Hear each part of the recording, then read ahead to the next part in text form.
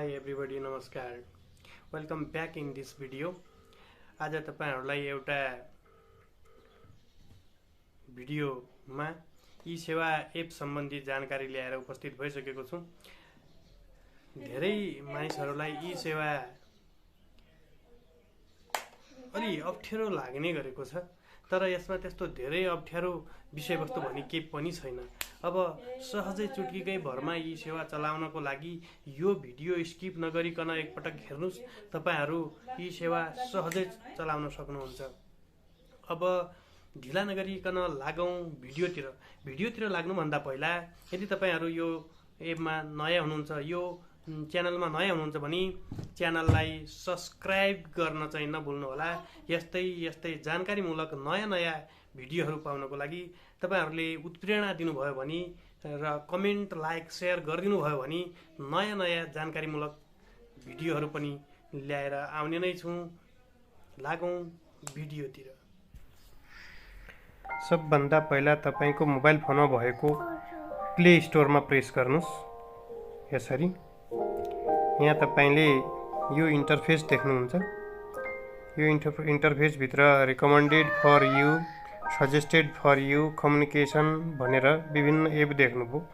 यो एपहरुसँग हामीलाई कुनै सरोकार छैन. हामीले खोजेको एप चाहिँ ई सेवा हो. ई सेवा खोज्नको लागि तपाईहरुले यसरी स्क्रल गर्दै हेर्दा धेरै समय लाग्न सक्छ. यसो गर्ने होइन.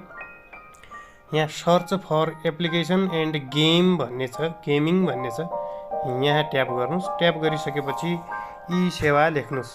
ई सेवा लेखिसकेपछि अब यहाँ चाहिँ सर्च गर्नुस्. सर्च गरेपछि एक नम्बरमै तपाईहरुलाई ई सेवा एप देखाइसकेको छ. यो एपमा प्रेस गर्नुस्. गरिसकेपछि यहाँ ई सेवा मोबाइल वालेट नेपाल भनेर देखाएको छ. यहाँ इन्स्टल भनेर देखाउँछ. मेरोमा ओपन देखाइरहेको छ. मैले अलरेडी चाहिँ इन्स्टल गरिसकेको छु. तपाईहरुले इन्स्टल गरिसकेपछि यसलाई चाहिँ अनि चाहिँ आफ्नो तपाईको मोबाइलको स्क्रिनमा देखिन्छ र तपाईहरुले यसलाई यसरी ओपन गर्न सक्नुहुन्छ.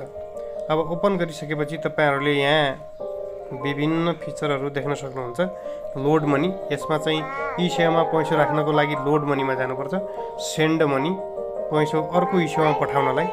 बैंक ट्रान्सफर, यो चाहिँ तपाईको ई सेवामा भएको पैसा चाहिँ बैंकमा आफ्नो चाहिँ अकाउन्टमा राख्नलाई बैंक ट्रान्सफर. रेमिटान्स भनेको यो रेमिटान्स सेन्ड गर्ने अथवा चाहिँ रिसिभ गर्ने हो. अनि टप अप भनेको मोबाइल रिचार्ज गर्न. इलेक्ट्रिसिटी चाहिँ तपाईको बिजुलीको बिल तिर्न. खानेपानीको बिल तिर्न खानेपानी. इन्टरनेटको बिल तिर्न इन्टरनेटमा. अनि त्यस्तै एयरलाइन्स भन्ने छ, टिकट काट्न. इन्टरनेसनल एयरलाइन अन्तर्राष्ट्रिय टिकट काट्न.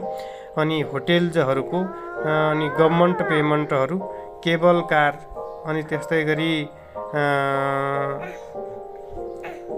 सहकारी डिपोजिटहरु, TV, education fee, insurance, financial services, health, cash out, then bus ticket, movies, voting and events, antivirus, online पेमेन्ट्सहरु यसरी चाहिँ तिर्न सक्नुहुन्छ. यहाँ यी एपहरुमा प्रेस गर्दै अनि इन्स्ट्रक्टेड चाहिँ इन्स्ट्रक्सनहरु पालना गर्दै अगाडि बढ्ने हो. र तपाईले चाहिँ जेसुकै चाहिँ तपाईका अनलाइन पेमेन्टहरु पनि यहाँबाट गर्न सक्नुहुन्छ. अन्य पपुलर सर्भिसेसहरु पनि यहाँ देखाएको छ. This you could do from this e Sewa app. Now these also you could see and get the services from these additional apps and all. अब यसपछि हामीले मान्नुस् कि टप अप गर्नु छ, मोबाइल रिचार्ज गर्नु छ. यहाँ जाने. गइसकेपछि यहाँ तपाईको मोबाइल नम्बर राख्ने. मोबाइल नम्बर राखिसकेपछि प्रोसिड गर्ने र चाहिँ प्रोसिड गरेर यहाँ रिक्वायर्ड भनेको नम्बर मागिरहेछ.